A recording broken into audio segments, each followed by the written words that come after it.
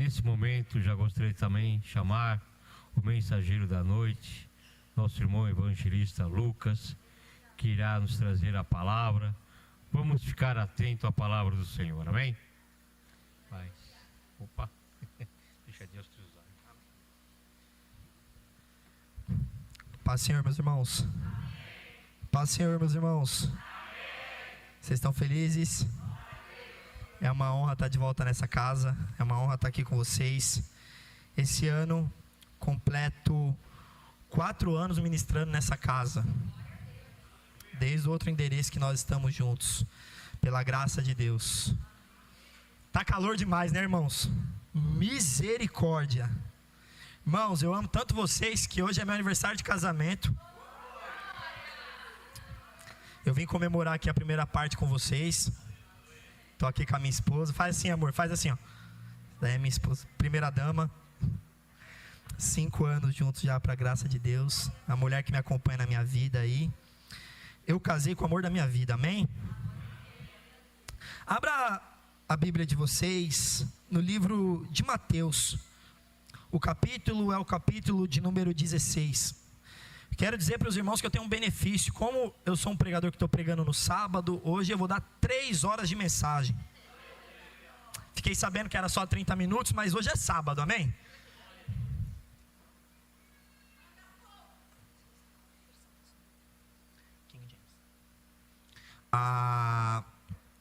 Mateus, o capítulo é o capítulo de número 16. O verso é o verso de número 13.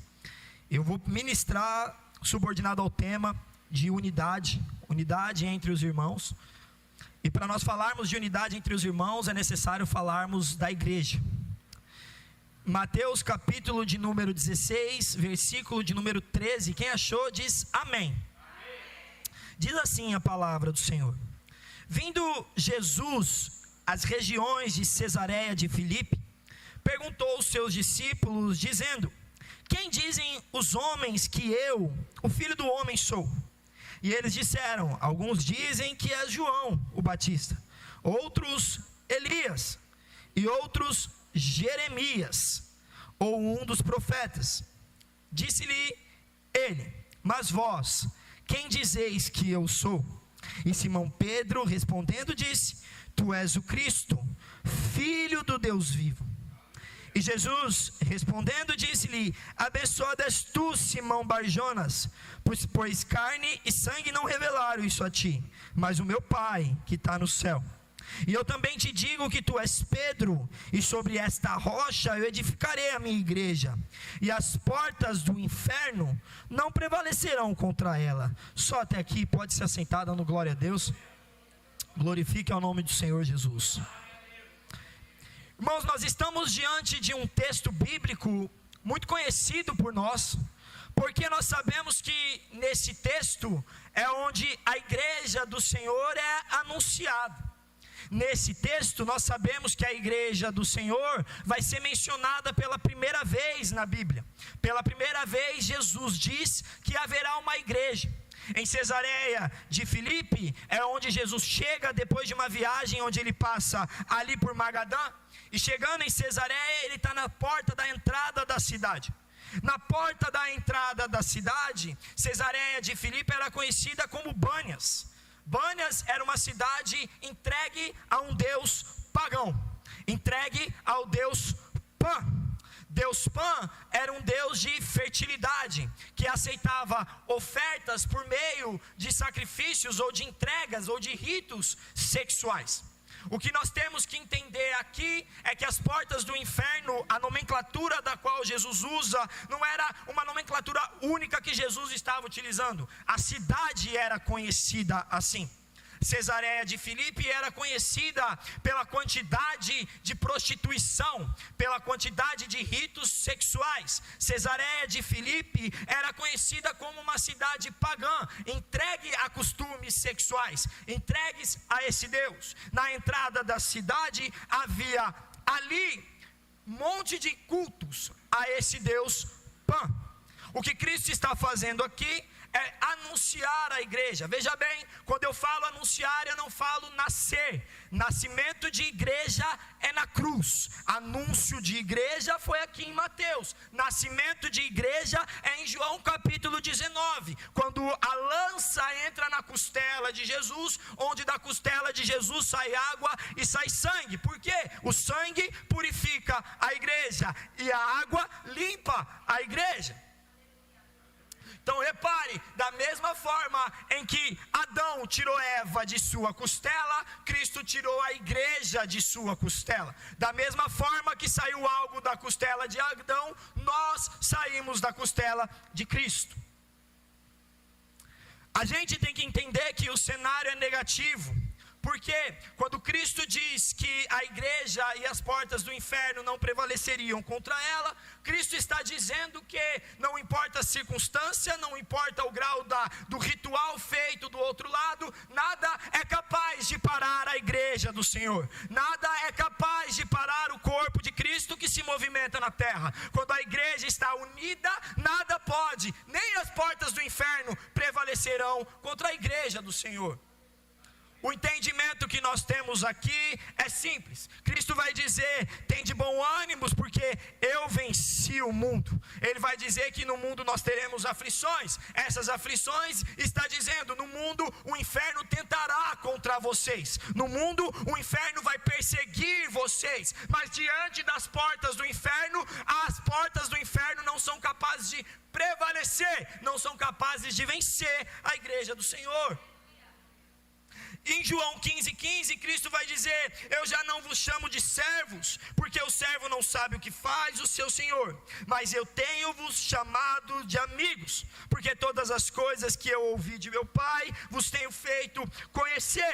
O que Cristo está fazendo é elevar o grau de entendimento dos seus discípulos, dizendo, um servo pode trabalhar, mas não necessariamente trabalha por amor. Um servo pode até efetuar os seus afazeres, mas não necessariamente efetua por amor. Quando Cristo nos chama de amigos, Ele eleva ao grau de entendimento. Ele faz com que nós entendamos que na amizade, muitas vezes é que eu caminho em unidade. Na amizade com o Senhor é que eu decido derramar o meu coração por aqueles que eu amo. Quando eu amo a Cristo e quando eu sou chamado amigo de Cristo, eu estou entregue à vontade de Cristo. Vocês estão aí? Cristo mostra que o amor de amigos estabelece uma verdadeira unidade com a igreja. Cristo nos ensina que o amor de amigos, de irmãos, é um corpo caminhando verdadeiramente em unidade. O que nós temos que entender, meus irmãos, é que a igreja nunca foi individual. A igreja não é individual. A igreja é um corpo formado por muitos membros. Quando nós entendemos isso, nós entendemos que a dor do meu irmão é a minha dor, a dificuldade do meu irmão é a minha dificuldade. Quantas vezes nós vimos na Bíblia momentos em que Jesus se compadece da multidão, ou Jesus se compadece do leproso. O que Jesus faz no caso do leproso? Eu me achego até esse homem com uma doença que estava retirado, eu quebro algo que estava instituído naquela lei que dizia que aquele homem tinha que ficar isolado. Quando eu chego e quando eu entendo o que Cristo fez, eu entendo que como corpo eu preciso fazer da maneira que Ele ensinou. A maior pregação de Cristo foi com a vida dele. A maior pregação de Cristo foi a maneira dele de fazer, de ser. E a lição que Ele nos ensina é, se eu que sou o cabeça fiz, o que dirá o meu corpo que pode fazer? Cristo confia que a igreja é capaz de continuar a obra. Cristo confia que a pregação dele vai fazer resultado a ponto de tornar íntimo o seu corpo. Veja bem, irmãos, nós temos aqui histórias desses discípulos. Esses discípulos não eram pessoas fáceis de lidar, não eram pessoas tranquilas de lidar. Esses discípulos têm problemas com o ego. Esses discípulos também querem saber quem que vai sentar do lado dele. Esses discípulos também estão preocupados em saber quem Jesus ama mais. Esses discípulos também estão preocupados em saber quem no reino é maior, quem no reino tem mais moral. A igreja de Corinto também tem essa necessidade. A competição da igreja de Corinto é muito grande. Repare, é uma igreja com dons, mas que compete, que está cheia de pecado, ainda que haja derramar do Espírito, que o Espírito de Deus tenha repousado com os seus dons, ali ainda há uma competição entre eles. O que Cristo faz é o seguinte: não há maior, não há menor, há todos juntos em um só corpo. Presta atenção, para ser igreja o meu ego precisa ficar do lado de fora, para ser igreja a minha vontade precisa ficar do lado de fora. Quando eu me coloco como igreja, eu me coloco como corpo, seguindo a ordem da cabeça da igreja, que é Cristo Jesus. Então Cristo ensina que a igreja tem valores que necessitam ser reproduzidos. Quando Cristo nos chama de igreja, Ele nos dá autoridade para romper com o inferno. Quando Cristo nos chama de igreja, Ele nos dá autoridade para derrubar muralhas, para transformar a vida de quem caminha conosco. Quando Cristo nos chama de igreja, Ele nos capacita a fazer obras maiores. Lucas, o que são essas obras maiores? Obviamente nós não temos como morrer por alguém para gerar a salvação. Isso Cristo já fez. A igreja, ela não pode ter a sabedoria de Cristo, porque Cristo é o único Deus a ser adorado. Porém, o que Cristo está dizendo é, geograficamente, em lugares em que eu não pisei, a igreja poderá pisar. Em lugares que eu não adentrei, a igreja poderá adentrar. Em lugares em que eu não fui nos meus 3 anos e meio, a igreja poderá ir. Como que eu faço isso, evangelista? Simples, toma posse que você é corpo e vai na palavra do Senhor.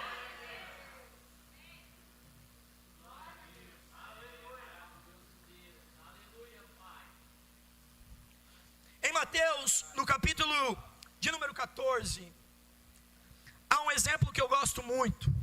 Em Mateus, capítulo de número 14, nós vamos ter Jesus encontrando os seus discípulos no meio do mar. Esses homens estão no barco, esses homens estão dentro do barco, e dentro do barco eles vão ter uma imagem de Jesus sobre as águas. Dentro do barco, esses homens vão ter a imagem de Jesus vindo e os chamando, dizendo: não temas, sou eu que estou aqui. Jesus olha para eles e fala: fiquem tranquilos, porque quem está visitando vocês na madrugada sou eu. O problema é que eles pensavam que era um fantasma. E Pedro vai olhar para Cristo e vai dizer: se és tu, então me deixa ir ter contigo no meio do mar. O que Pedro vai fazer é ouvir de Jesus uma positiva: Pedro, você quer vir ter comigo? Então vem sobre o mar ter comigo. A Bíblia vai dizer que Pedro parou de olhar para Cristo, começou a olhar para as ondas e submergir ao mar.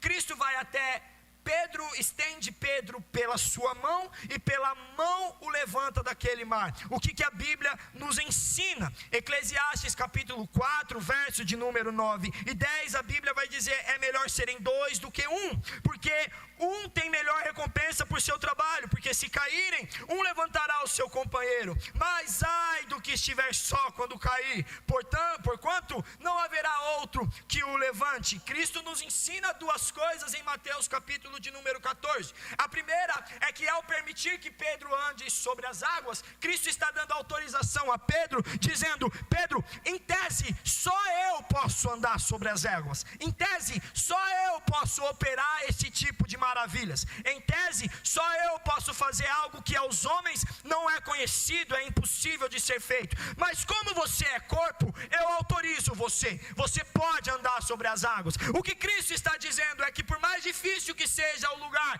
quem é corpo pode ter acesso. O que Cristo está dizendo é que por mais indiferente ou impossível que pareça ser as circunstâncias, quem é corpo pode caminhar num caminho diferente que as pessoas não conhecem. O que Cristo está dizendo é: eu posso, portanto o meu corpo pode. Eu vou, portanto o meu corpo vai. Eu caminho, portanto o meu corpo caminha. O que Cristo está fazendo é transferir a autoridade que Ele tem para o corpo dele na terra, efetuar as boas obras. Quando Pedro cai no mar, Cristo nos ensina o valor da igreja. Quando Pedro cai no mar, Cristo nos ensina que quando um irmão cai, a igreja precisa ir até o irmão caído. Quando o irmão cai, a igreja precisa se posicionar. Irmãos, nós não devemos ser indiferentes à dor dos nossos. Nós não devemos ser indiferentes à dor daqueles que caminham conosco. Quando Pedro cai no mar, Cristo rapidamente vai até ele, estende a sua mão e tira ele daquele lugar que o mataria se Cristo não estivesse ali. Quando Pedro cai no mar, Cristo diz: a igreja não pode ver alguém caído sem fazer nada. A igreja não pode ver alguém submergir ao mar sem estender a tua mão. É por isso, irmãos, que nós temos responsabilidades sociais. É por isso que a igreja tem responsabilidade perante o mundo aí fora. Por quê? Porque Cristo nos ensinou a zelar, Cristo nos ensinou a sentir, Cristo nos ensinou a cuidar dos nossos irmãos, Cristo nos ensinou a entender que ainda que pessoas não caminhem conosco, às vezes pessoas de outros ministérios, pessoas de outros lugares recorrerão a nós. Por quê? Somos um corpo em Cristo Jesus, caminhamos em unidade, e por caminharmos em unidade é que devemos entender: se alguém está caído, eu devo ser palavra de Deus na vida daquela pessoa, levantar quem precisa de mim, entender, meu amor, meu irmão, que as coisas não mudaram, Cristo continua sendo o cabeça da igreja. A razão pela qual em João 19, versículo 33, as pernas de Jesus não serem quebradas, é porque a igreja precisa caminhar.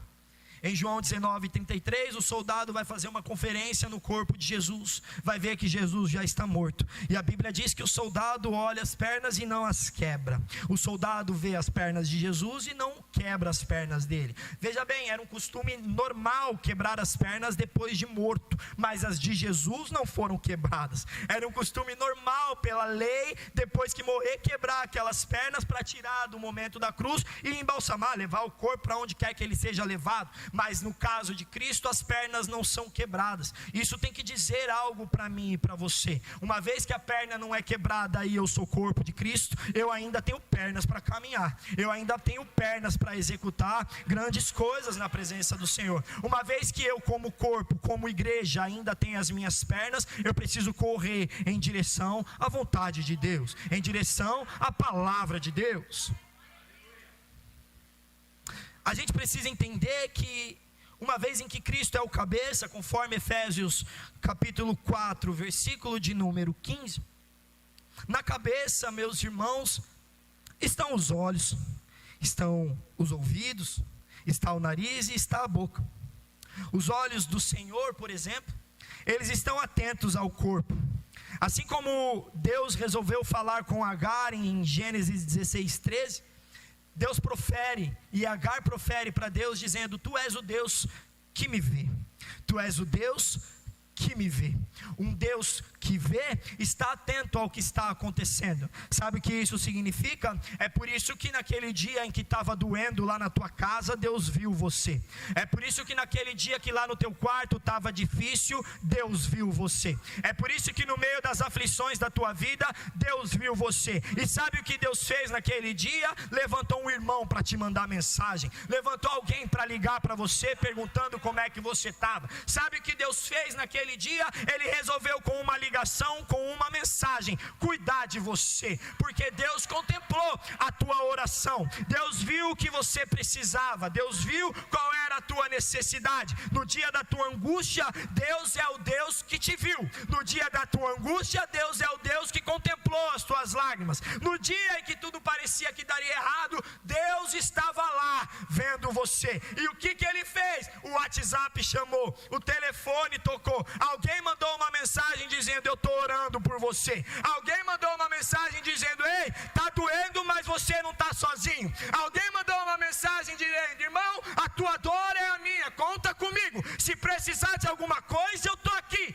A minha casa está aqui. É isso que Deus faz, é isso que o corpo faz. Está difícil, está complicado, mas eu não estou sozinho.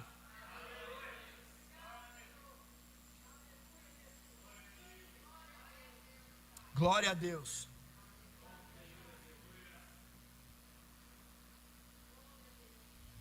Os ouvidos do Senhor, da cabeça da igreja, eles estão atentos para ouvir as súplicas do corpo. Salmo 6,9, a Bíblia vai dizer: o Senhor ouviu a minha súplica, o Senhor receberá a minha oração. Dos céus, o Senhor está atento àquilo que oramos. Dos céus, o Senhor está atento àquilo que suplicamos. Dos céus, o Senhor vê a nossa adoração, ouve a nossa súplica. Dos céus, o Senhor entende o que nós precisamos. Quando nós como igreja nos posicionamos, quando nós como igreja resolvemos jejuar como corpo em prol de uma causa, quando nós precisamos de uma resposta, o Deus que nos ouve está com os ouvidos atentos a nós, sabendo o que nós precisamos. Uma vez em que o corpo entra em oração, Deus ouve. Uma vez em que o corpo resolve orar, uma vez em que o corpo resolve falar, o Senhor ouve. Deus não está em silêncio quando o assunto é igreja. Deus não está em silêncio quando o assunto é igreja. Conforme eu falei, Cristo nos ensinou a levantar o caído. E uma vez que nós agimos dessa maneira, uma vez em que nós nos posicionamos dessa maneira, nós nos posicionamos como Cristo se posicionou. Irmãos, há tantas coisas que acontecem no nosso meio, como corpo. Quem conhece a igreja do lado de dentro sabe que muitas vezes é difícil manter a paz, que muitas vezes é difícil lidar com algumas coisas que acontecem na igreja.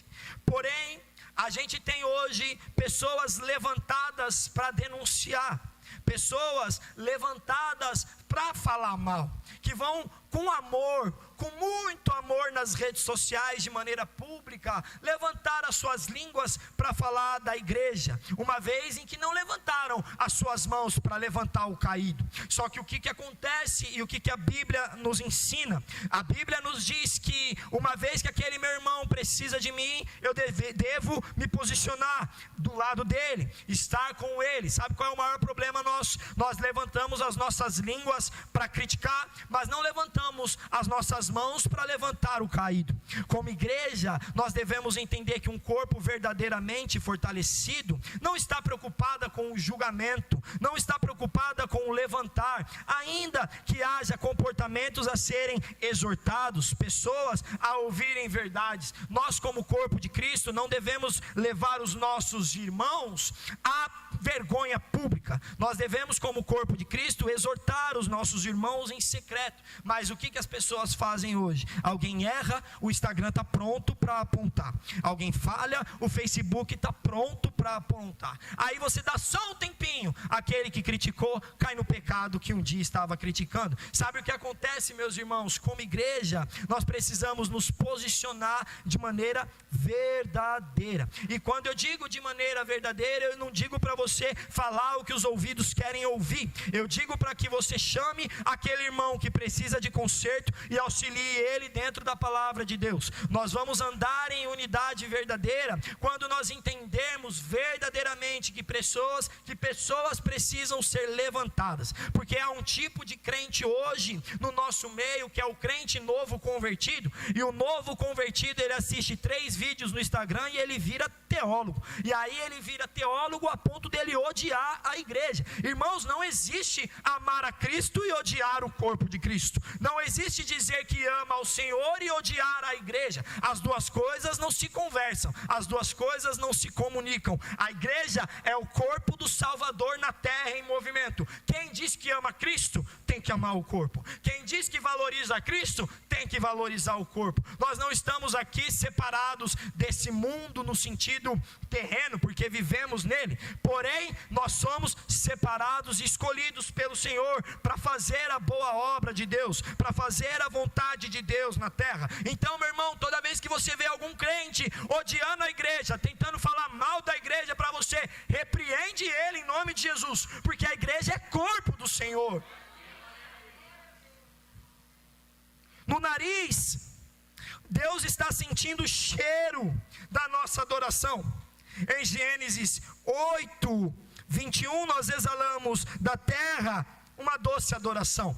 Porém, em 2 Coríntios 2,15, a Bíblia vai dizer que o perfume que a igreja tem é o perfume dado por Cristo. Ou seja, nós exalamos um cheiro que sobe ao trono. O cheiro é nosso? Não, o cheiro é de Cristo. É a gente que faz? Não, é Cristo quem faz. O Senhor reconhece a adoração do corpo, porque a adoração do corpo vem dele. O perfume é dele, a fragrância é dele. Ele nos deu o seu perfume para que diante do trono do Senhor sentisse um cheiro agradável como igreja. E da boca, a Bíblia diz em Salmos 29:7 que o Senhor despede labaredas de fogo. O Senhor despede labareda de fogo. Da palavra de Deus saem labaredas de fogo. Repare, a igreja está em constante conexão com o céu. A unidade da igreja está em constante conexão com o céu. Uma vez que a igreja recebe do céu o fogo, a igreja começa a pregar palavras de fogo. Uma vez que a igreja recebe da palavra do Senhor o fogo do céu para a terra, descem palavras de fogo. O que isso tem que nos ensinar? Nos nossos lábios sairão chamas. Como igreja, nós produziremos chamas. Que tipo de chama? A chama que vivifica, a chama que aviva, a chama que levanta, a chama que auxilia, a chama que surpreende, a chama que é santa, a chama que cura, a chama que exalta o nome do Senhor na terra. Eu amo quando nós entendemos isso, porque a igreja, nós entendemos que quando trabalhamos em unidade, glorificamos ao corpo do Senhor, glorificamos a Deus. Em Salmos capítulo 133, verso 1, a Bíblia vai dizer: contemplai quão bom e quão agradável é para os irmãos habitarem juntos em união. Hebreus capítulo de número 10, verso de número 24 e 25, a Bíblia vai dizer: e consideremo-nos uns aos outros, para nos estimularmos ao amor e às boas obras, não abandonando a nossa congregação, a nossa igreja, como é costume de alguns, antes exortando-nos uns aos outros, e tanto mais à medida que vedes que aquele dia se aproxima. Atos capítulo 2, do verso 1 ao verso 4, a Bíblia diz: e tendo chegado o dia de Pentecoste, eles estavam todos reunidos em um só lugar, e de repente veio do céu um som, como de uma rajada de vento impetuoso, e encheu toda a casa onde eles estavam assentados, e lhe apareceram línguas repartidas como de fogo, e pousaram sobre cada um deles, e todos foram cheios do Espírito Santo, e começaram a falar em outras línguas, conforme o Espírito Santo lhes concedia falar. O que a Bíblia nos ensina? Uma igreja que trabalha em unidade desfruta da comunhão entre os irmãos. Uma igreja que trabalha em unidade sabe o valor que tem na companhia daquele que anda comigo. Uma igreja que trabalha em unidade se estimula constantemente a amarem e permanecerem fiéis. Uma igreja que está em unidade sabe que permanecer fiel nos dias de hoje é luta, é difícil, mas como irmãos nós devemos entender: Cristo está vendo lá de cima. Cristo tem um desejo para com o teu corpo, Cristo tem um desejo para com a tua igreja. Qual? Que nós paremos com brigas, que nós paremos com apontamentos, que nós caminhemos em unidade verdadeira, exortando uns aos outros em amor, permanecendo fiel verdadeiramente e efetuando a vontade de Deus na terra. Uma igreja que trabalha em unidade é cheia do Espírito Santo. Uma igreja que resolve se reunir é cheia da presença de Deus. Uma igreja que não abre mão de estar sendo derramado dons é cheio da presença de Deus. Sabe o que isso significa, meu irmão, minha irmã? Quando nós estamos reunidos concordamente em um lugar, o Senhor resolve habitar ali.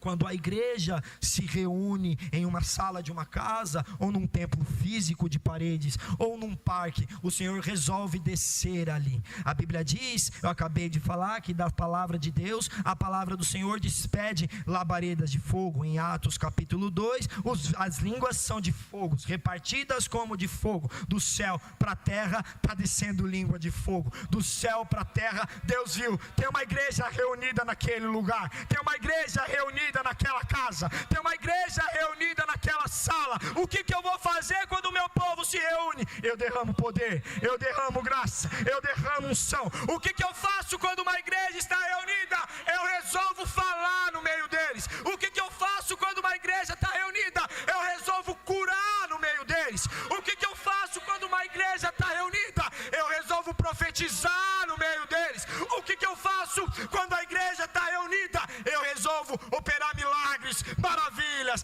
nova vitória, nova vida no meio deles. Não abra mão de se reunir com uma igreja. Não abra mão de estar reunidos como igreja. Porque no teu quarto há um pai que vem em secreto, mas em público há um fogo que cai do céu.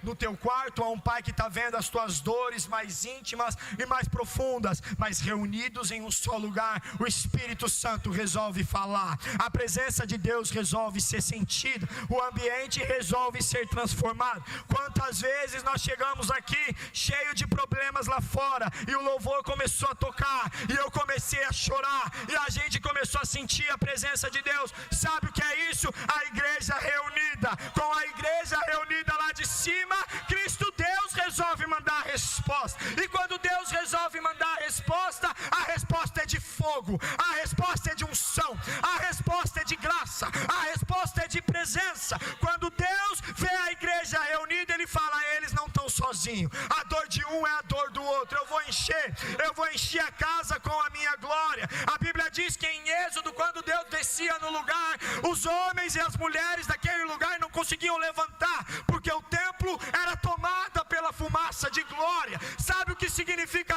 isso? Deus está dizendo: na minha casa, na reunião do meu povo, eu tomo o meu povo de glória. Na reunião do meu povo, eu desço no meio do meu povo. Na reunião do meu povo, eu falo no meio deles. Vidas são transformadas.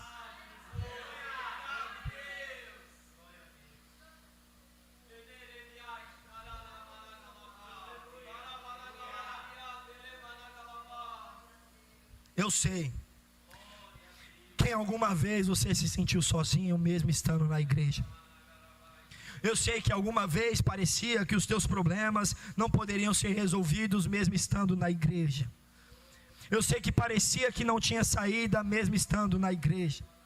E você olhava e falava: eu não vou falar com o meu pastor porque isso não dá para ele resolver. Eu não vou recorrer a fulano de tal, eu não vou ligar ao meu irmão, porque talvez isso ele não pode resolver. Mas sabe, Cristo valoriza aqueles que se abrem uns aos outros. Cristo valoriza a igreja que fala. Cristo valoriza a igreja que se abre. Sabe, eu vou falar agora pelos seus pastores. Eles amam quando vocês contam problemas para eles, porque sabe o que significa isso? Você confia na tua liderança, você confia em quem o Senhor estabeleceu na terra para cuidar de você. Uma igreja reunida é a igreja que não se cala, é a igreja que fala, é a igreja que sente, é a igreja que zela. Uma igreja reunida, sabe, eu não posso deixar meu irmão parado no meio dessa dificuldade, eu não posso deixar meu irmão parado no meio dessa aflição. A igreja de verdade é a igreja que está preocupada em tempo e fora de tempo em fazer a vontade de Deus na terra. A igreja de verdade é a igreja que nasceu naquela cruz e que saiu daquela cruz para proclamar o evangelho. Repare, quando a Bíblia diz: Moisés tem uma sandália nos seus pés e ele é chamado por Deus no meio de uma sarça, e Deus vai falar para ele: Moisés, tira a sandália dos teus pés, porque a terra que você está, o lugar que você está é terra santa. Quando a gente vem para o Novo Testamento, João Batista vai pregar o evangelho, e a Bíblia vai dizer que é o evangelho do arrependimento. Ele está chamando no meio do deserto um povo para o arrependimento. O povo vai questionar Moisés, vai questionar João o Batista, dizendo: mas é você aquele que deveria de vir? É você o Salvador? Ele está falando: não, eu vim abrir o caminho, porque eu não sou digno de desatar as sandálias. Veja bem, Moisés não é chamado para ser Salvador, Moisés é chamado para ser libertador. João não é chamado para ser Salvador, João é chamado para pregar o arrependimento. Cristo, quando chega, a sandália está sobre os pés dele, porque ele é o Salvador, ele é quem vai subir a igreja, Ele é quem vai arrebatar o corpo. E como Ele tem as sandálias nas armaduras do livro de Efésios, a Bíblia diz que nós temos o sapato do Evangelho, a pregação